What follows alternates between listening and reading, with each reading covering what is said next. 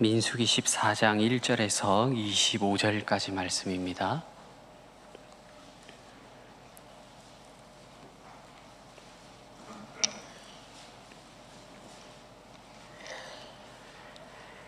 함께 읽겠습니다. 온 회중이 소리를 높여 부르짖으며 백성이 밤새도록 통곡하였더라.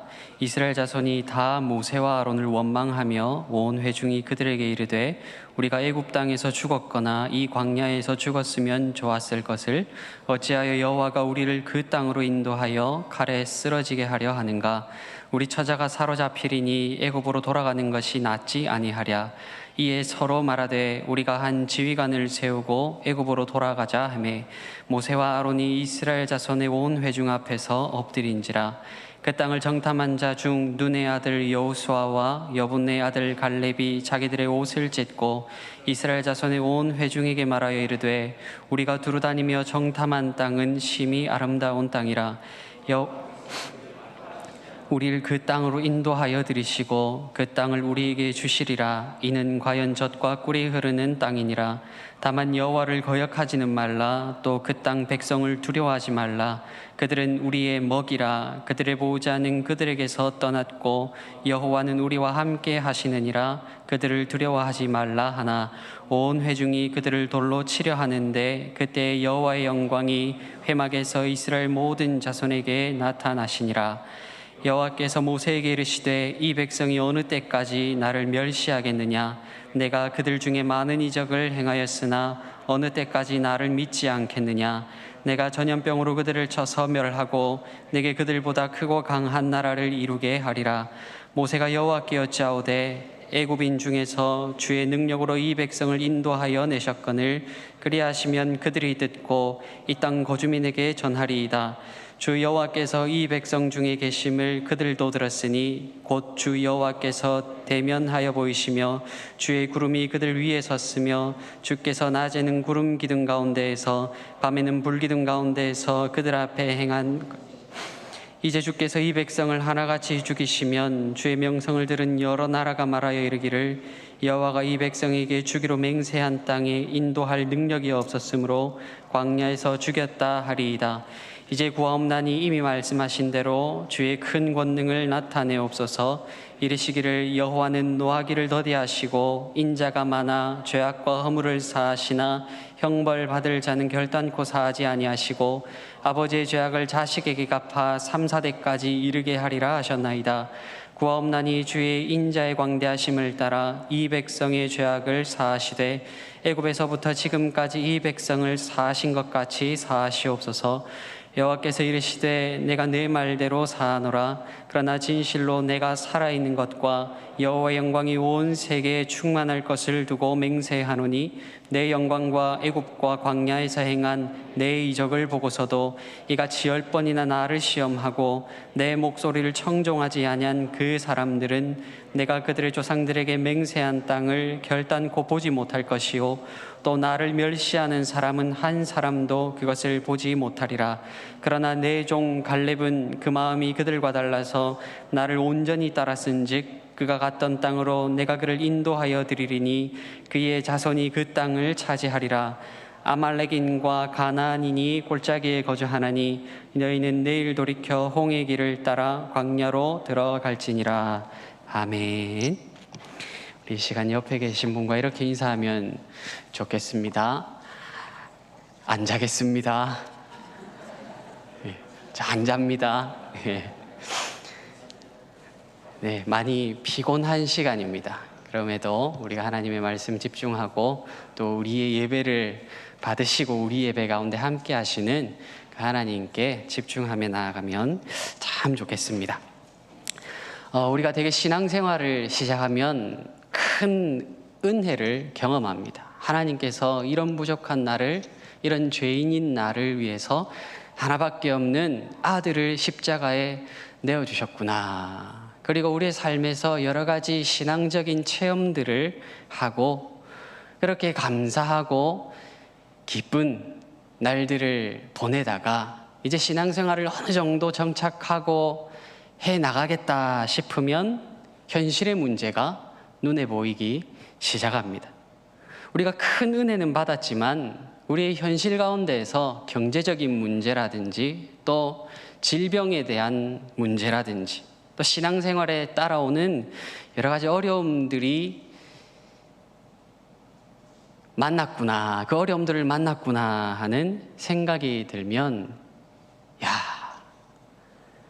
나도 이스라엘 백성들처럼 어쩌면 후회가 되는구나, 그런 마음이 들 때도 있습니다. 이스라엘 백성들이 지금 그런 상황에 있습니다. 출애굽 사건, 우리가 너무나도 잘 알고 있습니다. 애굽에 내린 10가지 재앙, 그것은 하나님의 능력이고 이스라엘 백성들에게는 그들을 구원하시려는 하나님의 놀라운 권능의 오른손이었습니다. 그렇게 이스라엘은 하나님의 능력을 경험했습니다. 홍해가 갈라졌습니다. 반석에서 물이 나왔습니다. 그리고 하늘에서는 매일 아침마다 만나가 내렸습니다. 그런데 지금 큰 문제를 하나 만났습니다. 가나안 정탐꾼들을 보내었는데 10명의 정탐꾼이 와서 하는 이야기가, 우리는 저 땅을 정복할 수 없습니다, 그런 보고였습니다. 그랬더니 이스라엘 백성들의 반응이 어땠는 줄 아십니까? 다시 애굽으로 돌아가자, 다시 우리가 옛날로 돌아가자, 우리가 신앙생활을 이제 조금 천천히 해도 되지 않겠느냐, 우리가 신앙생활을 좀 포기하자, 그런 모습으로 변해버렸습니다. 참 연약한 모습이지 않습니까? 그런데 이 모습을 보면서 어쩌면 현실의 큰 문제를 만나는 나의 모습, 큰 바위, 큰 산을 만난 나의 모습이 아닌지 우리가 한번 돌아보면 좋겠습니다. 우리가 신앙생활을 하면서 우리 마음 가운데도 이런 마음이 있습니다. 좀 내가 흔들리지 않고 좀 꾸준히 듬직하게 하나님 앞에서 그 하나님만 믿고 따라갈 수 없을까? 현실의 문제가 있지만 그 문제 앞에서 내가 믿음을 가지고 한번 이겨냈으면 좋겠다, 그런 영적인 갈급함들이 우리 마음속에 있습니다. 오늘 본문을 통해서 인생에서 기억해야 할 2가지 하는 제목으로 함께 말씀의 교훈을 받도록 하겠습니다. 우리가 이 2가지만 좀 기억하면 현실에서 만나는 그 문제들 앞에서 우리가 쉽게 넘어지지 않을 것 같습니다. 인생에서 기억해야 할 2가지, 첫 번째 우리가 기억해야 하는 것은 하나님의 인도하심을 기억하라는 겁니다. 하나님의 인도하심을 기억하라. 우리는 너무나 잘 알고 있습니다. 하나님이 나를 인도하고 계신다, 하나님이 내 삶을 인도하고 계신다, 너무나도 잘 알고 있습니다. 그런데 가끔 가다가 문제를 만나면 이 사실을 놓아버릴 때가 있습니다. 오늘 본문 1절에서 2절 말씀 보면 이렇게 이야기합니다. 온 회중이 소리를 높여 부르짖음에 백성이 밤새도록 통곡하였더라. 그리고 2절에서는 이렇게 이야기합니다. 우리가 애굽 땅에서 죽었거나 이 광야에서 죽었으면 좋았을 것을. 이렇게 이스라엘 백성들이 하나님 앞에서 통곡하고, 우리가 괜히 나왔다, 우리가 차라리 애굽 땅에서 죽었으면 좋았을 텐데, 그런 이야기들을 하고 있습니다. 한국 사람들이 죽겠다는 이야기 많이 하시는 거 알죠? 한국 사람들이 정말 죽겠다는 이야기 많이 합니다. 언제 죽겠다 이야기합니까? 아이고, 오늘 힘들어 죽겠다. 배고플 때 어떻습니까? 배고파 죽겠다. 또 피곤하면 어떻게 말합니까? 아유, 좀 피곤해 죽겠다. 그리고 갓난 아이들을 보면 또 이렇게 이야기합니다. 아이고, 그놈이 예뻐 죽겠다, 좋아 죽겠다. 하여튼 우리나라 사람들은 죽겠다는 이야기를 참 많이 합니다. 근데 미국 라디오 방송에서 이런 이야기가 나왔습니다. 미국 이제 재판장에서 한국 사람 2명이 한 문제를 놓고 재판을 받고 있었는데, 이제 서로를 향해서 한마디씩 던지는 겁니다. 한국 사람이다 보니까 재판장에서 판사가 듣고 있는데, 너 이제 죽었다, 이런 이야기를 했습니다. 너 죽고 싶냐? 또 이런 이야기를 합니다. 어떻게 됐는 줄 아십니까? 실제 있었던 일인 것 같습니다. 둘 다 그 자리에서 감옥으로 갔다고 합니다. 그러니까 이게 문화 차이거든요. 우리나라 사람들은 오랜 세월 동안 수천 년간 침략을 당하고 전쟁을 경험하고 그래서 죽음을 어렵게 생각하지 않고 다른 민족들, 다른 나라 사람들보다는 조금 더 삶 가운데 가까이 그렇게 인식하고 있기 때문에 죽겠다, 죽겠다 이런 이야기를 많이 한다고 문화평론가들이 이야기합니다. 지금 이스라엘 백성들이 1절에서 이렇게 이야기하고 있습니다. 아이고 죽겠다. 가나안 땅에 못 들어가니까 우리가 지금 죽어버렸으면 좋겠다. 그래서 통곡하고 있습니다. 통곡이라고 하는 것은 우리가 소망이 없을 때, 정말 희망이 없고 절망 가운데 빠져 있을 때에 하는 소리입니다. 애굽이든 광야든 우리가 이제 소망이 없으니까 죽어버렸으면 좋겠다. 여러분 참 무서운 말이지 않습니까? 참 무서운 말입니다. 가나안 땅을 점령하지 못한다고 하는 그 말을 들었을 때 우리가 차라리 죽어버렸으면 좋겠다. 이것이 현실의 문제를 만난 하나님의 인도하심을 기억에서 지워버린 이스라엘 백성들의 반응입니다. 우리가 죽겠다. 하나님의 인도하심을 놓쳐버린 말입니다. 출애굽을 후회한다는 말입니다. 하나님 나를 구원하셨는데, 하나님 나를 하나님의 자녀 삼아주셨는데 내 인생에 닥친 현실의 문제를 보니 후회가 됩니다. 이스라엘 백성들의 모습입니다. 그런데 33절을 보면 이스라엘의 이 통곡을 향해서 하나님이 뭐라고 평가하시냐면, 이스라엘 백성들은 죽겠다 죽겠다 하면서 곡을 했지만 하나님은 그것을 반역이라고 말씀하십니다. 단순히 힘들어서 죽겠다, 단순히 길이 피곤해서 죽겠다, 단순히 우리가 가나안 땅을 점령하지 못해서 소망이 없어서 죽겠다, 그렇게 하나님 받아들이시지 않고 그것을 하나님을 향한 반역이라고 말하십니다. 이 반역의 원인이 어디에 있습니까? 가나안 땅을 10명의 정탐꾼들이 악평했습니다. 우리가 점령 못합니다. 가나안 땅 우리가 들어갈 수가 없습니다. 단순히 이제 들어갈 자리가 없습니다. 정복할 땅이 없습니다라는 차원의 문제가 아닙니다. 하나님이 이렇게 반역이라고 말씀하신 데에는 이유가 있습니다. 오래전부터, 아브라함 때부터 하나님이 가나안 땅을 내가 선물로 주겠다, 젖과 꿀이 흐르는 땅을 내가 너희 민족에게, 후손들에게 기업으로 주겠다, 그렇게 오랫동안 약속하셨습니다. 그런데 지금 이스라엘 백성들은 어떻게 표현했는 줄 아십니까? 가나안 땅은 젖과 꿀이 흐르는 땅이기는 하지만 그 땅이 너무 좋아서 많은 사람들이 침략하고 또 침략해 올 텐데, 그래서 그 땅은 전쟁이 끊이지 않는 땅, 사람을 삼키는 땅이다, 그렇게 이야기했습니다. 하나님의 약속을 우리가 믿을 수 없다. 하나님이 오래전에 약속하셨지만 그 약속은 어쩌면 잘못된 게 아닐까. 우리가 구원받은 것, 출애굽한 것 후회한다. 하나님의 인도하심을 더 이상 못 믿겠다. 이것이 이스라엘 백성들의 마음 상태입니다. 한번 생각해 보십시오. 지금 눈앞에 가나안 땅이 있습니다.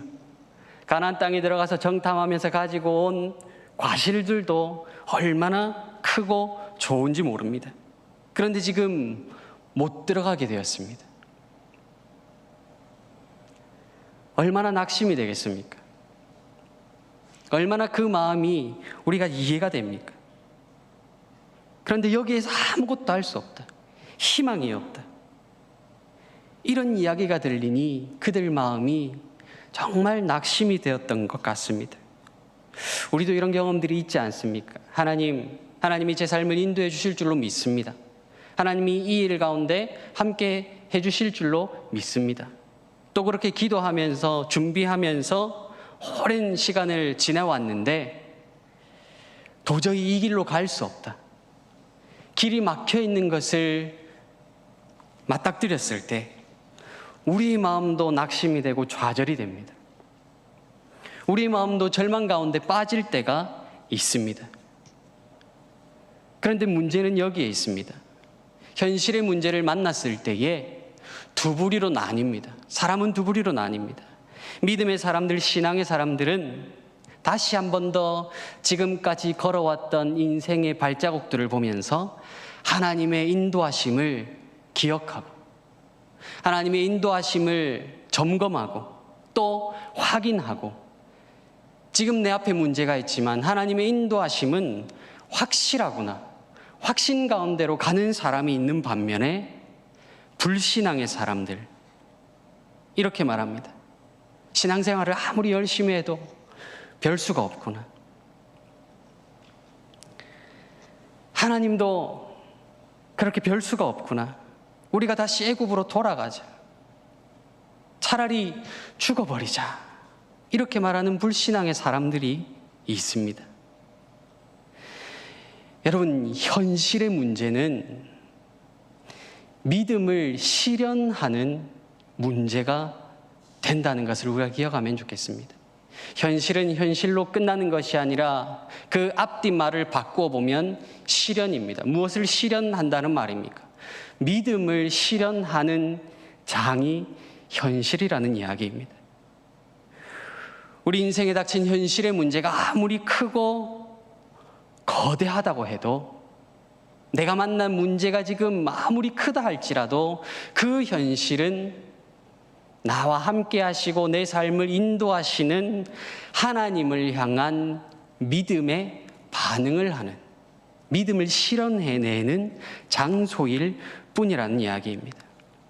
우리가 아무리 성경을 많이 읽고 또 우리가 기도 생활을 하고 우리가 이웃을 섬기며 수고봉사한다고 해서 그것을 신앙생활 잘한다라고 표현할 수는 없습니다. 성경을 읽고 그 말씀을 하나님의 말씀으로 진리로 확신하고 믿느냐, 또 기도 생활하면서 그렇게 눈물을 흘리며 기도한 대로 하나님의 역사하심을 믿느냐, 섬기고 수고하고 봉사하는 것을, 그것을 나의 영광으로 생각하지 않고 기쁨으로, 누가 알아주지 않아도 감사함으로 그 일을 할 줄 아느냐, 또 나의 겉사람과 나의 속사람이 일치하느냐, 이것이 일치할 때에 신앙생활을 잘한다, 믿음이 좋다, 그렇게 말할 수 있는 겁니다. 이스라엘 백성들은 하나님의 인도하심을 오해했습니다. 어떤 경험이 있을 때는, 반석에서 물이 나올 때는, 홍해가 갈라졌을 때는 하나님이 우리를 인도하셨습니다. 그렇게 하나님의 인도하심을 인정했지만 문제를 만날 때마다, 안 좋은 일을 경험할 때마다 하나님 과연 살아계십니까? 하나님 정말 계시기는 합니까? 하나님 믿을 만한 분이십니까? 하나님의 인도하심을 거부하고 인정하지 않았습니다. 하나님의 인도하심이 과연 그런 것일까요? 내가 좋을 때는 하나님의 존재를 인정하고 내가 좋지 않을 때는 하나님의 존재를 인정하지 않는 것, 이것이 바른 모습일까요?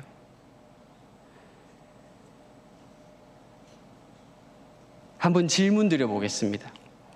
지금 낮입니다. 달이 떠 있을까요? 안 떠 있을까요? 떠 있습니다. 우리는 지금 볼 수 없지만 우리의 반대편에 떠 있습니다. 그러면 밤이 되었을 때 태양의 존재는 어떨까요? 있습니까? 없습니까? 네, 있습니다. 우리는 이 사실을 잘 압니다. 우리가 눈으로 보지 않아도 이 사실만큼은 잘 알고 있습니다. 그런데 왜 현실의 문제를 만나기만 하면 하나님의 인도하심을 내가 좋을 때는 인정하고 내가 좋지 않을 때는 기억에서 까마득히 지워버리는 걸까요? 우리는 은혜를 잊고 살면 안 됩니다. 내가 좋을 때나 내가 좋지 않을 때나 하나님의 큰 은혜의 울타리 안에 우리가 있다는 것을 반드시 기억해야 합니다. 6월 마지막 주입니다. 그리고 이제 다음은 맥주 감사주의를 지킵니다. 참 우리가 받은 은혜들, 하나님의 인도하심들, 지난 반년간 내 삶 가운데 좋았던 것들도 있었을 테고 좋지 않았던 것들도 있었을 겁니다. 그런데 그 속에서 우리는 무엇을 발견합니까? 내가 좋았을 때나 내가 좋지 않았을 때나 하나님의 인도하심은 여전히 큰 울타리가 되어서 나의 삶을 보호하고 계셨다. 우리가 그것을 발견하면 참 좋겠습니다. 밤에 태양이 보이지 않는다고 태양이 없는 것 아닙니다. 낮에 달이 보이지 않는다고 해서 그 달이 없는 것 아닙니다. 우리가 뚜렷한 은혜를 지금 경험하지 못한다고 해서 하나님의 은혜가, 하나님의 인도하심이 나를 멀리 떠나 있는 것 결코 아닙니다. 더 넓고 우리가 생각하지 못하고 가늠하지조차 못하는 더 큰 인도하심의 울타리 가운데 우리가 살아가고 있다는 겁니다. 우리가 받은 가장 큰 은혜가 무엇입니까? 이스라엘 백성들이 받은 가장 큰 은혜가 무엇입니까? 출애굽입니다. 그들은 아무것도 한 일이 없었는데 구원받았습니다. 사람들은 종종 오해합니다. 내가 무엇을 해야, 착한 일을 많이 해야, 기부를 많이 하고 이웃을 도와주어야 구원받을 수 있다. 결코 아닙니다. 구원이라고 하는 것은 절대적인 하나님의 주권적인 은혜입니다. 이 큰 은혜를 받았음에도 이스라엘 백성들은 문제를 만나면 넘어졌습니다. 하나님의 인도하심을 기억하지 못했습니다.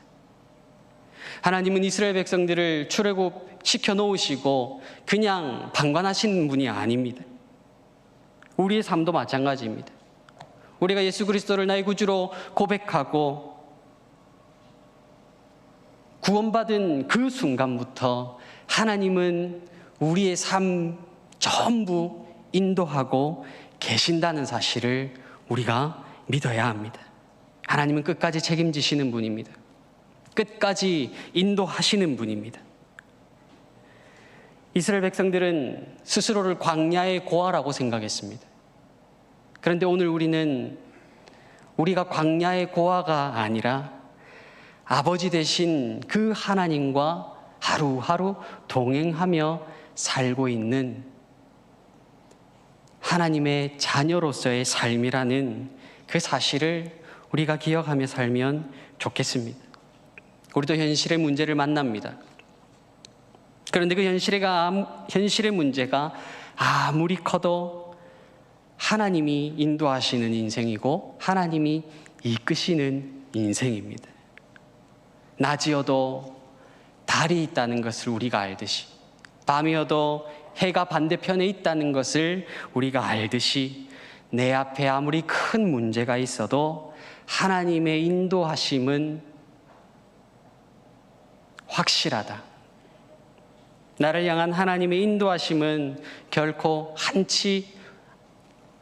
한순간도 벗어나지 않는다. 그것을 우리가 기억하면서 살아가면 참 좋겠습니다. 두 번째로 인생에서 기억해야 할 두 가지. 두 번째는 하나님의 긍휼하심을 기억하라는 겁니다. 하나님의 긍휼하심을 기억하라. 오늘 본문 18절에서 19절을 보면 이렇게 이야기합니다. 여호와는 노하기를 더디하시고 인자가 많아 죄악과 허물을 사하시나. 또 19절에 보면 주의 인자의 광대하심을 따라 이 백성의 죄악을 사하시되라고 모세가 기도하고 있습니다. 우리가 큰 은혜를 받고 우리가 신앙의 좋은 경험들을 했어도 현실의 문제에 부딪힐 수 있습니다. 정상입니다. 그럴 때마다 우리가 힘들고 주님 앞에 눈물 흘릴 때도 있습니다. 그것도 정상입니다. 하나님 어렵습니다 하고 토로할 수도 있습니다. 그것도 지극히 정상적인 모습입니다. 하나님을 떠나지 않을 때에 우리가 흘리는 그 눈물은 신앙 안의 눈물입니다. 하나님은 이것을 허락하십니다. 시편을 보면 그런 내용들이 얼마나 많이 나옵니까? 하나님, 제가 참 많이 힘듭니다. 제가 많이 괴롭습니다. 하나님, 계시기는 하십니까? 신앙 안에 그렇게 눈물 흘릴 때 하나님 그것을 불신앙이라고 이야기 안 하십니다. 그런데 문제는 무엇입니까? 신앙 밖의 눈물입니다. 신앙 안에서 흘리는 눈물이 아니라 신앙 밖의 눈물입니다. 불신앙의 눈물입니다. 이스라엘 백성들이 통곡합니다. 그리고 하는 이야기가 이렇습니다. 우리가 한 지도자를 세워서 다시 애굽으로 돌아갑시다. 지도자를 세워서 다시 애굽으로 돌아갑시다. 하나님이 이 모습을 반역이라고 하십니다. 그리고 11절을 보면 그 이스라엘 백성들이 하나님을 멸시했다고 이야기합니다. 멸시라고 하는 단어가 얼마나 무게가 있는 줄 아시겠죠? 멸시라고 하는 단어. 지도자를 세워서 돌아갑시다. 하나님을 멸시하는 단어라고 그렇게 이야기합니다. 하나님이 모세를 부르십니다. 그리고 이렇게 이야기하십니다. 내가 이스라엘 백성들을 전염병으로 다 없애버리고 내가 너를 통해서 다시 큰 민족을, 큰 나라를 세우겠다. 비슷한 사건이 하나 떠오르지 않습니까? 시내산 밑에서 이스라엘 백성들이 금송아지를 만들었을 때 하나님 똑같이 이야기하셨습니다. 그런데 모세는 똑같이 하나님 앞에 기도하며 나아갑니다.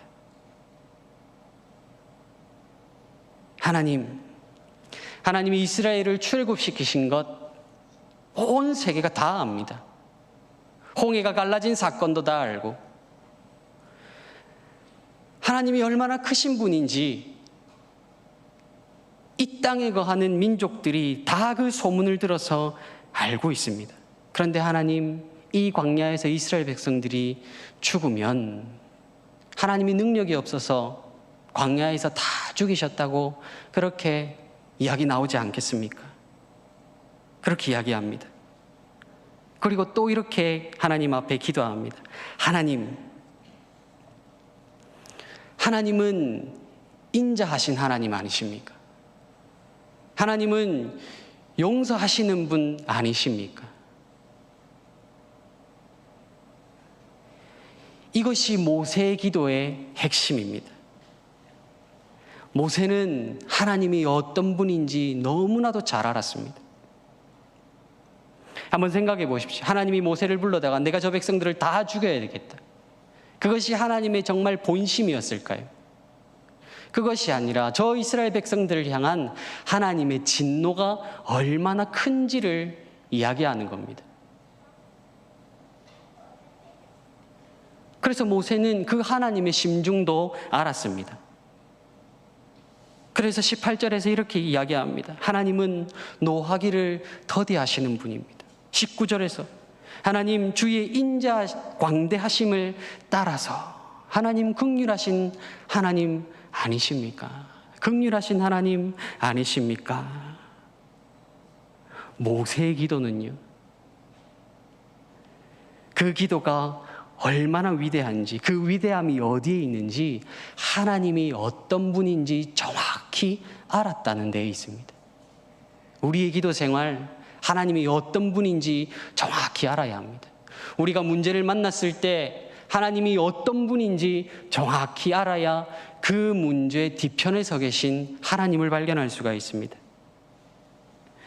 우리나라는 오랫동안 가부장적인 문화를 가지고 살았습니다. 저는 경험해 보지 못했지만 아마 여기 계신 분들은 경험해 보신 분들이 계실 겁니다. 제가 방학이 되면, 어린 시절에 방학이 되면 시골에 가면 항상 밥상이 2개, 3개 놓여지는 걸 봤습니다. 할아버지, 아버지는 식사를 따로 하십니다. 그리고 가만히 보면 할아버지, 아버지 밥그릇에는 항상 고봉밥입니다. 보리가 안 섞였습니다. 계란이 몇 개 없으면 항상 계란 후라이는 먼저 그렇게 할아버지, 아버지에게 드렸습니다. 그런 문화에서 아버지라고 하는 존재 어떻습니까? 쉽지 않습니다. 좀 다가가기 어렵고 무섭고 두렵고, 그래서 이 문화 때문에 어쩌면 우리도 하나님을 조금 오해하고 있는지도 모르겠습니다. 한국 사람들은 하나님을 조금 어렵게 생각하는 것 같습니다. 하나님을 무서운 분, 두려우신 분으로 생각하는 것 같습니다. 자녀들은요, 아버지의 모습을 통해서 하나님이 어떤 분인지 짐작을 한다고 합니다.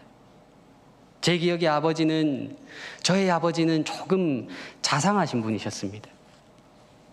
회사에서 남은 간식, 본인이 드시지 않고 간식을 모아서 가져옵니다. 그리고 회사 매점에서 파는 학용품들, 예전에 샤프 이런 것들이 흔하지 않았습니다. 그런데 그런 것들을 사서 자녀들에게 나누어 주셨습니다. 그래서 저는 어릴 때 하나님은 자상하신 분이구나 한번 생각해 보십시오. 나의 어렸을 때 아버지, 내가 가지고 있는 아버지에 대한 이미지, 아마 그 모습이 우리가 하나님을 생각할 때의 이미지로 반영이 되었을 겁니다. 하나님이 어떤 분인지 우리가 다 알 수는 없습니다. 하나님이 어떤 분인지 우리가 모두 다 알 수는 없습니다. 그럼에도 모세는 무엇이라고 고백하느냐 하면, 긍휼하신 하나님, 인자하신 하나님, 그 하나님을 경험해보지 못한 사람들은 고백하지 못하는 이야기입니다. 죄라고 하는 것은 우리 사람에게 가장 큰 질병입니다. 전염성도 정말 강합니다. 10명의 정탐꾼이 한마디씩 거들었습니다. 10마디가 모여서 이스라엘 백성들 전체가 40년 광야 생활을 하게 되었습니다. 불신앙의 죄입니다. 이 전염병, 이 불신앙의 죄, 하나님의 인도하심을 믿지 않는 이 죄, 어떻게 해결받을 수 있겠습니까? 모세는 알았습니다. 하나님이 용서해 주시는 방법밖에는 없습니다. 하나님이 긍휼을 베풀어 주시는 방법밖에는 없습니다. 우리가 코로나 시대에 이 질병을 하나님 속히 해결해 달라고 기도하지 않습니까? 그러면서 우리가 늘 하는 기도의 표현들이 무엇입니까? 하나님, 우리를 긍휼히 여겨주십시오. 나라와 민족을 위해서 기도할 때도 무엇이라고 기도합니까? 하나님, 우리를 좀 긍휼히 여겨주십시오. 왜 그렇게 기도할까요? 우리는 본능적으로 알고 있습니다. 하나님, 우리가 해결할 수 없습니다. 하나님, 우리의 힘으로 해결할 수 없습니다. 모세가 이것을 알았습니다. 하나님, 이 불신앙의 전염병, 하나님의 인도하심을 거부하는 이 전염병, 우리가 어떻게 해결할 수 없습니다. 하나님이 용서해 주시고, 하나님이 긍휼을 베풀어 주시고, 하나님이 인자하게 우리를 안아주시는 그 방법밖에는 도무지 다른 방법이 없습니다. 그것이 예수님의 십자가지 않습니까? 그것이 예수님의 십자가입니다. 하나님, 저들의 죄를 용서해 주십시오. 다른 방법이 없다는 이야기입니다. 우리는 죄인들입니다. 구원받았지만, 내가 구원받은 사람이라는 것 알지만 여전히 우리는 죄의 본성을 가지고 살아가는 사람들입니다. 그래서 현실의 문제를 만나면 때로는 넘어집니다. 이스라엘 백성들만 넘어지는 것이 아니라 우리도 좌절하고 넘어질 때가 있습니다. 그런데 우리는 이 사실을 기억해야 합니다. 하나님은 정죄하시는 하나님이 아니라 싸매시기 위해서, 우리를 새롭게 일으켜 주시기 위해서, 우리를 회복시켜 주시기 위해서 긍휼을 베푸시는 하나님이신 줄로 제가 압니다. 이것이 우리의 고백이 되면 참 좋겠습니다. 하나님은 긍휼의 하나님입니다. 우리를 향하여서 인자하신 하나님입니다. 이 사실을 보여주는 것이 누가복음 15장 탕자의 비유입니다. 아들이 유산을 달라고 합니다. 아버지가 살아계시는데 유산을 달라고 합니다. 모르겠습니다. 지금 시대에는 뭐 물려줄 것, 뭐 상속세니 그런 것 때문에 다 하는 것 같습니다. 미리. 그런데 오래전에는 이런 일이 불가한 일입니다. 배은망덕한 이야기고 불효하는 이야기입니다. 그런데 아버지가 어떻게 합니까? 아들이 달라는 대로 그대로 줍니다. 아들이 멀리 큰 재산을 가지고 타국에 가서 흥청망청 쓰고 망하게 되어서 돼지가 먹는 쥐염 열매 먹다가 아버지께로 돌아가서 나를 종의 하나로 받아달라고 그렇게 해야 되겠다 돌아왔습니다. 아버지가 어떻게 하시는 줄 압니까? 아들을 끌어안고 입 맞추고 손가락에 10가락지를 끼우고 소를 잡아서 잔치를 벌입니다. 이게 하나님의 모습이라는 겁니다. 이게 하나님의 마음이라는 겁니다.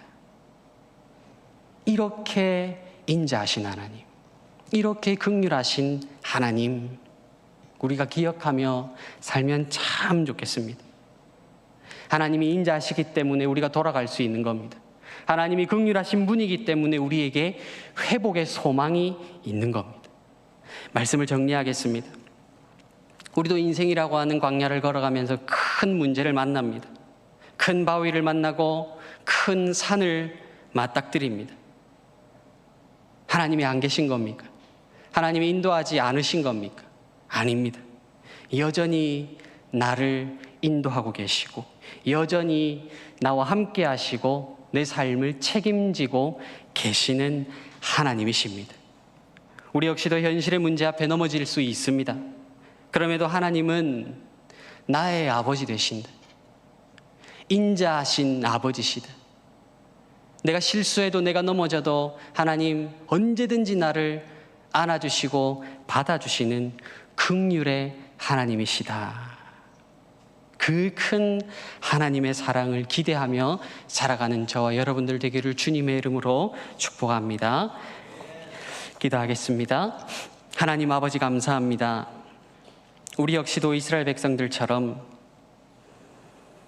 인생의 큰 문제를 만납니다. 불신앙의 입술을 대지 않게 하시고 하나님의 인도하심을 잊어버리는 그런 사람들 아니라 낮에 여전히 달이 있는 것처럼 밤에 여전히 해가 떠 있는 것처럼 지금 내가 만난 문제가 있지만 나의 문제와 나의 아픔, 내 삶의 현실의 문제가 있지만 그보다 더 크신 하나님, 나와 함께 하시고 동행하시고 인도하시는 그 하나님을 볼 줄 아는 우리의 삶이 되게 하여 주시옵소서. 하나님의 인도하심을 기억하며 살기를 원합니다. 하나님의 인도하심을 기억하며 확신하며 살기를 원합니다. 때로는 우리가 넘어질 때도 있습니다. 신앙 안에 눈물 되게 하시고 또 긍휼하신 하나님, 인자하신 그 하나님께 언제나 우리가 회복의 소망 가지며 살아가게 하여 주시옵소서. 예수님 이름으로 기도합니다. 아멘.